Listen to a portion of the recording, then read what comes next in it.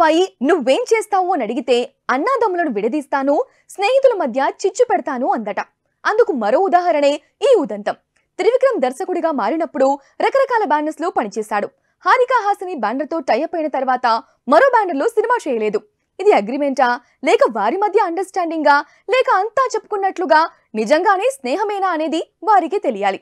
అయితే త్రివిక్రమ్ సినిమాలు లాభాలు తేవడం వరకు ఓకే, కానీ లాస్ అయితే మాత్రం నిర్మాత భారీగా నష్టపోవడం గ్యారెంటీ అనేది అందరికీ తెలుసు.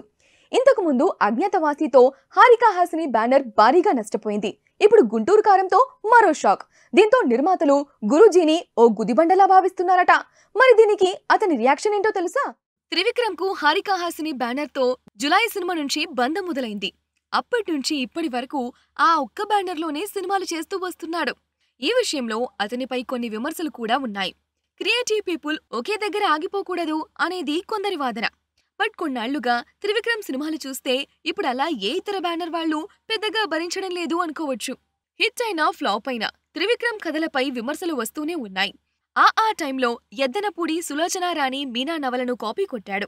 అంతా విమర్శించాక టైటిల్స్ లో ఆమె పేరు వేశాడు. తాజాగా వచ్చిన గుంటూరు కారం కూడా ఎద్దనపూడి నవల నుంచి లేపేసిందే. ఇక అజ్ఞాతవాసి సైతం ఓ విదేశీ సినిమాకు కాపీ. బ్లాక్ బస్టర్ అయిన అలవైకుంఠపురంలో సైతం ఎన్టీఆర్ సినిమాను సోషలైజ్ చేశాడు. ఇలా కథకుడిగా ఆయనలో సరికైపోయిందని అంతా చెప్పుకుంటున్నారు. మరోవైపు డైలాగ్ రైటర్ గాను తేలిపోయాడని గుంటూరు కారంతో తేలింది. మరిలాంటి దర్శకుడిని అభిరుచి ఉన్న ఏ నిర్మాత భరించలేడు. హారికా హాసిని బ్యానర్ అధినేత రాధాకృష్ణ స్నేహశీలి, మృదు స్వభావి. అలాగని అదే పనిగా లాస్లు భరించలేరు కదా. అందుకే ఈ లెక్కల గురించి మాట్లాడుకోబోతున్నారట. దీంతో త్రివిక్రమ్ కూడా తెలివిగా ఇతర బ్యానర్ తో సంప్రదింపులు జరుపుతున్నాడని చెప్పుకుంటున్నారు. అంటే మీరు లెక్కలడిగితే నేను వేరే బ్యానర్ కు వెళ్లిపోతా అని ఇండైరెక్ట్ గా బెదిరిస్తుండడమే కదా ఇది. బట్ హారికా హాసిని లాంటి బ్యానర్ లో సినిమా అంటే దర్శకులు కరువా?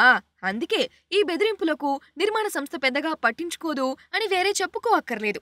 బట్ గుంటూరు కారం లెక్కలు మాత్రం బయటకు తీస్తారని చెప్పుకుంటున్నారు. మరోవైపు ఇదే బ్యానర్ కు కొనసాగింపుగా ఉన్న సితారా నిర్మాత నాగవంశికి త్రివిక్రమ్ కు మధ్య కూడా చెడిందనే టాక్ ఉంది. ఇవన్నీ ఎలా ఉన్నా ఇప్పుడు త్రివిక్రమ్ తో సినిమా చేసే హీరో ఎవరు అనేదే పెద్ద ప్రశ్నగా మిగిలింది. ఆ ప్రశ్నకు సమాధానం వస్తే అప్పుడతను హారికా హాసినిలో ఉంటాడా లేదా అనేది తేలిపోతుంది.